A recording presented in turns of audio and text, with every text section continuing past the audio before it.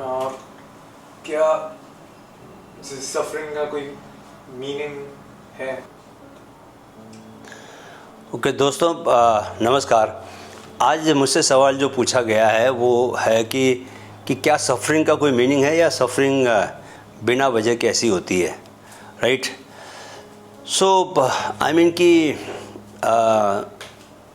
मुझे ऐसा लगता नहीं कि कोई भी व्यक्ति जो इस संसार में आया है वो अनलेस अनटिल कि वो जीवन को समझ ना गया हो, अनलेस अनटिल कि वो मनुष्य जीवन को और किस तरह वो एक इन्फाइनाइट कॉन्शियसनेस का हिस्सा है, किस तरह संसार जो है वो रियल दिखता है लेकिन वो एक माया का रूप है, इस तरह की बातों को कोई अगर समझ ना गया हो, और ये जो है ये कब आता है, ये बातें समझने आप कब निकलते हो? जब आप बहुत ज़्यादा सफ़र करते हो। सफरिंग के बाद ही आप ज्ञान की और सत्य की तलाश में निकलते हो।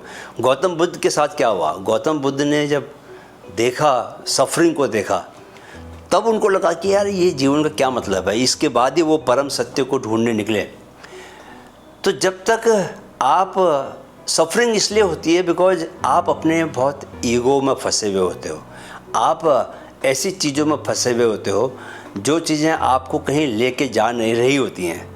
कोई चीज़ रास्ता कहीं आपको लेके जा रहा है तो आप उस रास्ते पर मंजिल की तरफ चढ़ोगे ना, लेकिन आपको उसमें तो एंजॉयमेंट है।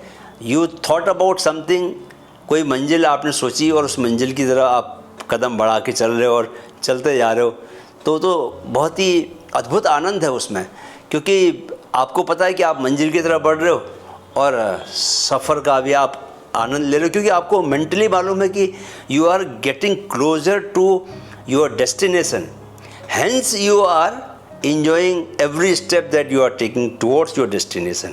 अगर आप मंजिल की तरफ आपको लगे कि यार मैं मंजिल की ओर कदम नहीं बढ़ा रहा हूँ, मंजिल कहीं और है और मैं यहाँ अटका हुआ हूँ, तो सफरिंग पैदा होगी, है ना? तो ही तकलीफ़ होना शुरू होगा। और सफरिंग क्या है कि सब कुछ, सफरिंग इज ऑल साइकोलॉजिकल। होता क्या है कि हमारे शरीर को कभी कुछ हो थोड़ी रहा होता है। एक बंदा जो है वो एक एसी रूम में बैठा है, सुप्रीमली हेल्दी है, लेकिन माइंड में क्या सोच रहा है इसकी वजह से उसको सफरिंग होती है। बॉडी में थोड़ी कुछ हो रहा होता है, आप सोच के चीज़ों को क्रिएट करते हो। If you think positive you feel good, if you feel negative उसी से सफरिंग पैदा होती है।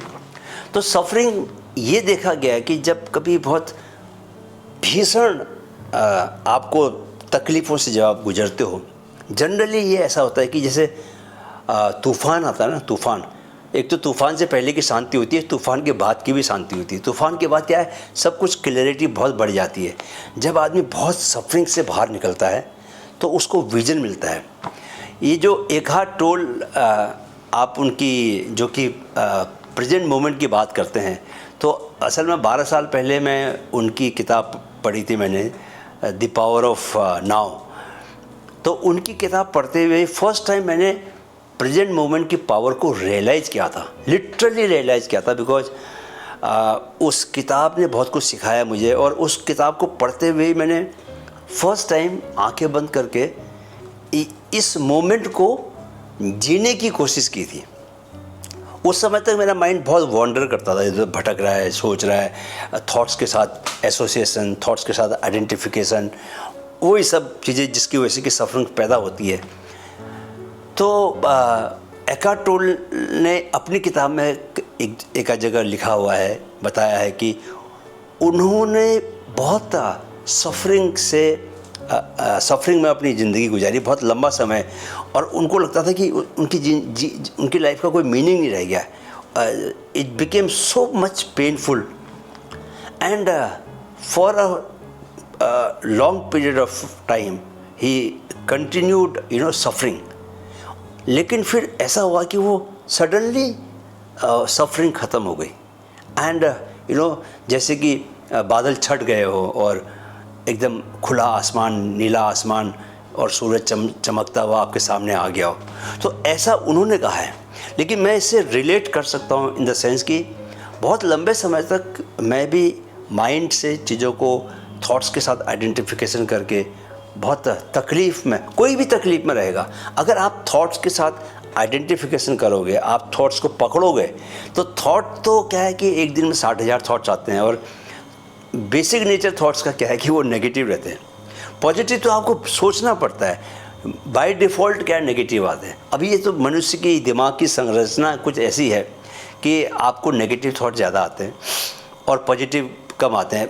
आप सहज ही आप बिना जोर लगाए जब करते हो तो वो नेगेटिविटी आपके पास सहज आती है, बिना प्रयास के आती है, अपने आप से आती है।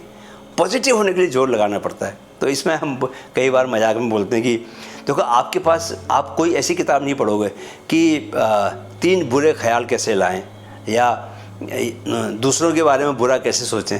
ऐसी कोई किताब पढ़ी क्या आपने? आप किताबें पढ़ोगे कि हमेशा पॉजिटिव कैसे बने रहें, राइट। 3 सुपर आइडियाज़ कौन से हैं लाइफ को अच्छा बनाने के। सो आपको अच्छा बनाना, पॉजिटिविटी के लिए आपको एनर्जी चाहिए होती है, ताकत लगानी पड़ती है, पावर लगानी पड़ती है, माइंड लगाना पड़ता है। नेगेटिविटी तो अपने आप से आती है।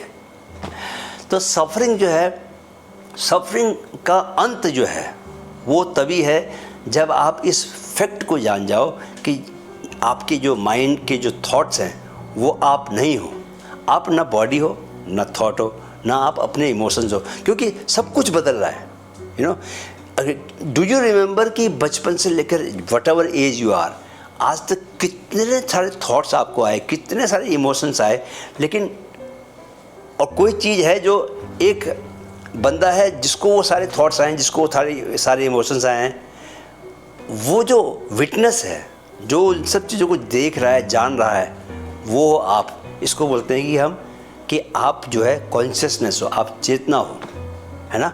वो चेतना is very close to the kind of आत्मा जिसको हम बोलते हैं। आत्मा इज़ समथिंग जो कभी ख़त्म नहीं होती, मरती नहीं है, इट इज़ ऑलवेज देयर। तो आत्मा का स्वभाव क्या? साक्षी भाव, कि वो विटनेस मोड में आपको देखती है। जैसे आपको जैसे मैं अभी बोल रहा हूँ, लेकिन बोलते बोलते भी मैं एक विटनेस के मोड में भी जा सकता हूँ, मैं अपने को बोलते हुए देख सकता हूँ, यू नो।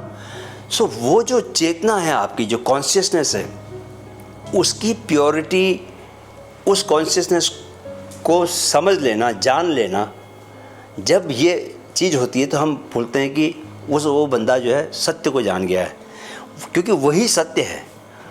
और आप जैसे थॉट से अलग हो जाते हो, ऑटोमेटिकली क्या है कि थॉट्स ही आपके भीतर सफरिंग पैदा कर रहे हैं। कुछ नेगेटिव सोच रहे होगे, उसी से सफरिंग पैदा होती है। जब थॉट्स अलग हो गए, आप अलग हो गए, तो आप जब अलग हो गए, आपका मतलब है कि आप क्या हो? प्योर चेतना हो, फाइनाइट कॉन्शियसनेस हो।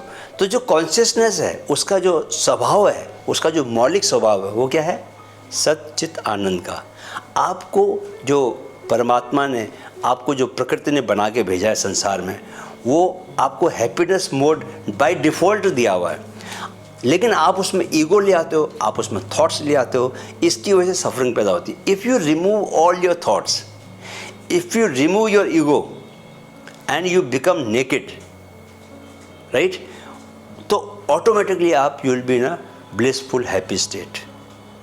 आपकी जो चित्त की सहज अवस्था है वो हैप्पीनेस की, आनंद की स्थिति है, सच्चित आनंद, इसीलिए बोला गया है।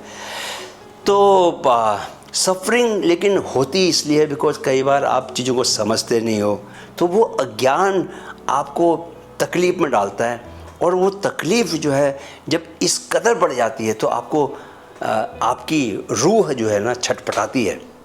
तब उसको सत्य के दर्शन होते हैं। जब बहुत तकलीफ़ से आप बाहर निकलते हो तो आपको कोई विज़न आता है, आपको दृष्टि आती है, आपको ख्याल आता है कि यार ये इतनी सफरिंग क्यों, मैं इतनी तड़प। तब आप उस तड़प से बचने के लिए सवाल पूछते हो, मेरे साथ ऐसा क्यों, मुझे इतनी तकलीफ़ क्यों हो रही है। तो जब आप सवाल पूछते हो तो फिर आपको महर्षि रमन की याद आती है कि जिन्होंने मैं कौन हूँ ये सवाल पूछते हुए परम सत्य को उन्होंने पा लिया। तो सफरिंग मुझे लगता है कि इसके लिए होती है, और सफरिंग से मुक्त होना जो है वो इंसान के लिए पॉसिबल है। उसने करना कुछ नहीं है, सिर्फ अपने थॉट से डिस्टेंस बनानी है, और उसके लिए बहुत ज़रूरी है कि रोज़ वो शांत होके कुछ देर शांत बैठना सीखें और कुछ न करना सीखें। कुछ करना तो सभी बोलते हैं करने को, लेकिन मैं ये बोलता हूँ कि कुछ न करना जिस दिन आपको आ जाए उस दिन आपको सब कुछ करना आ जाएगा। तो रोज़ सुबह शांत होकर आप बैठिए, ध्यान में बैठिए और अपने थॉट्स को ऑब्जर्व कीजिए।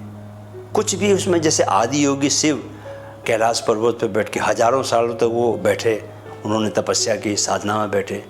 तो जब आप विचारों से निकलते हो तो आप फिर क्या है कि आपकी जो फाइनाइट कॉन्शियसनेस है वो इनफाइनाइट कॉन्शियसनेस के साथ मिल जाती है, उसको टेस्ट करती है और उसमें तब आपको लगता है कि अहम ब्रह्मास्मि, मैं ही ब्रह्मा हूँ। ये जो ज्ञान प्राप्त होता है तभी मालूम चलता है कि I am the supreme power.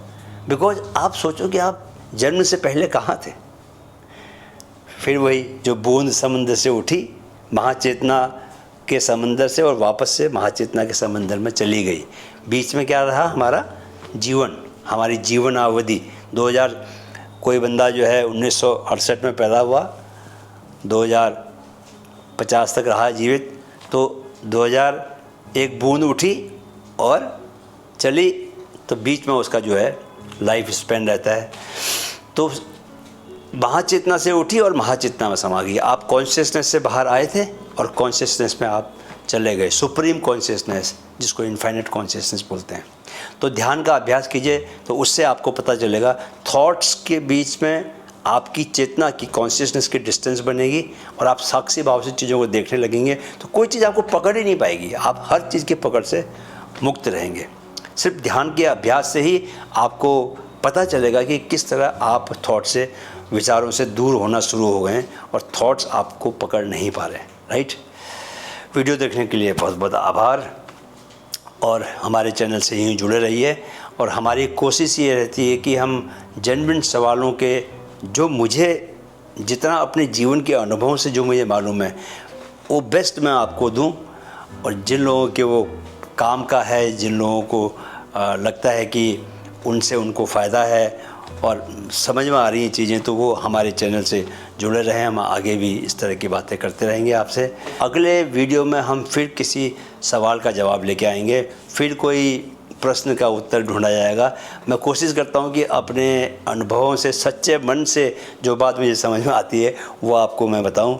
मुझे पूरी उम्मीद है कि कहीं ना कहीं, किसी न किसी रूप में ये बातें आपको मदद करेंगी जीवन के सत्य तक, मन के आनंद तक पहुंचने में। राइट। नमस्कार।